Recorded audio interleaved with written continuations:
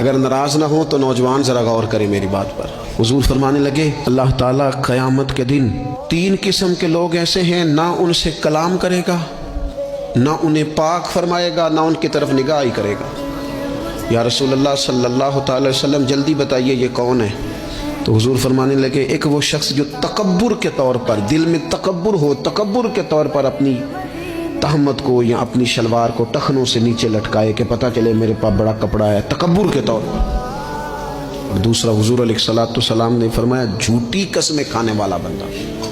اور تیسرا حضور فرماتے ہیں جو احسان جتلاتا ہے نا، نہ رب کریم اس کی طرف نگاہ کرم کرے گا، نہ اسے پاک کرے گا، نہ قیامت کے دن اس سے کبھی کلام فرمائے گا، ایسے لوگوں کی نیکیاں اللہ قبول نہیں فرماتا۔ اور ایک حدیث پاک اور سنیے، صحیح بخاری میں موجود ہے، اللہ کے پیارے رسول صلی اللہ تعالی علیہ وسلم، یہ اگر ناراض نہ ہو تو نوجوان ذرا غور کریں میری بات پر۔ میں ظاہر ہے معاشرے کا حصہ ہوں، اس سوسائٹی میں رہتا ہوں، کچھ چیزوں کو میں قریب سے جانتا ہوں۔ پتہ ہے بندہ نیک کون ہوتا ہے؟ جس کی تنہائی نیک ہوتی ہے، جو اکیلے میں نیک ہوتا ہے، تنہائی جس کی پاک صاف ہوتی ہے، اصل میں وہ بندہ نیک ہوتا ہے۔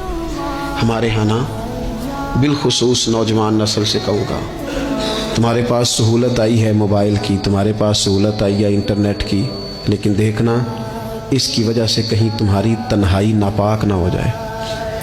دیکھنا اس کی وجہ سے کہیں تمہارا وہ اکیلے میں جو تمہارا رب رسول سے رشتہ جڑنا چاہیے تھا، سجدے کا نور ہونا چاہیے تھا، اچھی منصوبہ بندی کرنی چاہیے تھی، وہ میلا کچیلا نہ ہو جائے۔ تنہائی جس بندے کی پاک ہوتی ہے وہ نیک ہوتا ہے۔